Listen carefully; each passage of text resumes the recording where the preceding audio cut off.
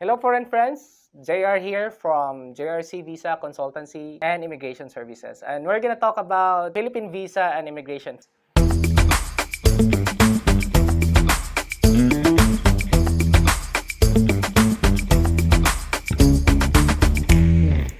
On our previous episode, we have talked about the basic qualification or categories for the retirement visa or the SRRV. This visa has been one of the recommended visa by our expats or friends who are actually taking a look at a permanent residency here in the Philippines. So the first two categories, which is the classic and the classic with pension, this category is more advantageous, or this would be a good leverage for those foreign retirees who wish to apply for that visa if they have actually served the U.S. military. But don't get me wrong. However, it does not only confine with the U.S. military. Other nationalities can also give it a shot to avail this category, not just for the U.S. Like UK, Australia, we have actually done that. All they need to do is we will do a pre-qualification if your proof of service to your military would be appropriate or acceptable enough for you to be qualified on this category. Now, what's the catch? So for the classic, it's 20 grand. For the pension, as long as you can provide with the 800, a proof of pension or a statement that you're receiving for at least 800 USD per month or in equivalent, then this category would be the best option for you if you have actually qualified for that. It's actually from 10 grand to 1500. How will you be qualified? One, you need to have a proof of service. In the case of the US military, that would be the DD-214. You need also to provide a proof of pension. It's either from Social Security, VA pension, and any other pension, provided that it is a pension. It is not an annuity or any income deriving from your investment. So that's the reason why the Philippine government or the retirement office itself will require you to present documentary requirements so that they can pre-qualify you if you are eligible to apply for this visa. Now, after that, your pension should be at least 1,000 USD. And then,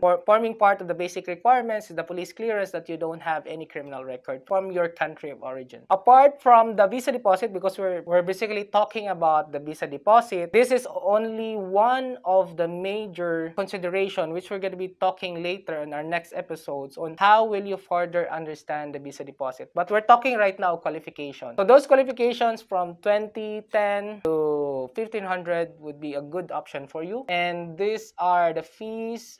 They also have application fees, one-time application fees that you will also take a look at into consideration. Should you need any further information about that, we're happy to help you out. And if it's actually a good deal for you, let us talk, and it's so that we can pre-qualify you. I hope this helps, and looking forward for you to be home in the Philippines. And don't forget, love the Philippines. And see you in our next episode. But as you love the Philippines, I hope that you're gonna love me too. So please do like, share, and subscribe so that you'll be updated on our next video. Thank you everyone. See you, foreign friends. Bye-bye.